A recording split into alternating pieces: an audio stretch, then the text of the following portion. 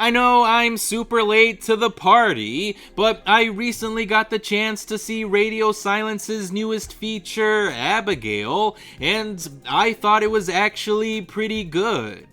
The story revolves around a group of would-be criminals who kidnap the 12-year-old daughter of a powerful figure from the underworld, and as they hold her for ransom in an isolated mansion, they discover that their young captive is actually a bloodthirsty vampire. And I think the movie was made with the intent of keeping that revelation a surprise for the audience, because the vampiric shenanigans don't actually start happening until an hour into the movie. But Abigail's identity as a vampire was basically plastered on every piece of marketing for this film, so I don't think I'm spoiling anything for anyone here. Still, I think it would have been cool to save that reveal for the movie itself, as it could have provided a nice twist for the audience.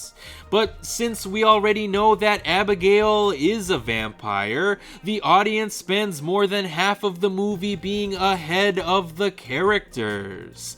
And that did spoil a bit of the fun for me, since I spent a lot of time just waiting for the characters to catch up with me.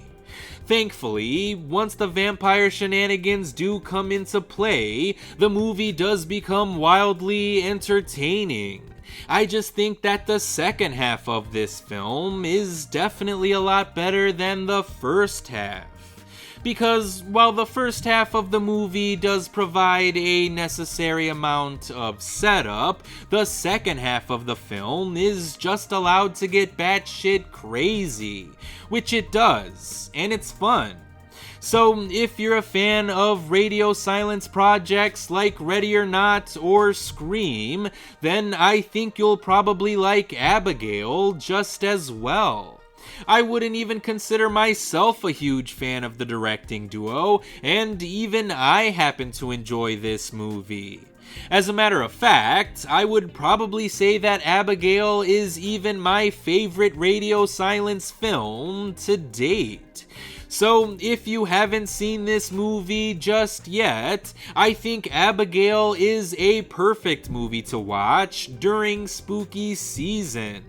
It's a little silly and it's not even all that scary, but it definitely is a lot of fun. And everyone in the cast seemed to be having fun while making this film as well.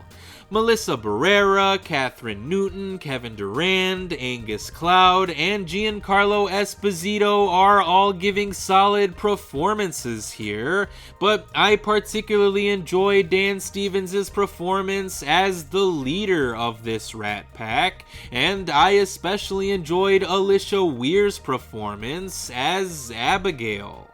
So even if this movie takes its time in getting going, and it might even go on for a little too long, I would still say that Abigail would definitely get a recommendation from me.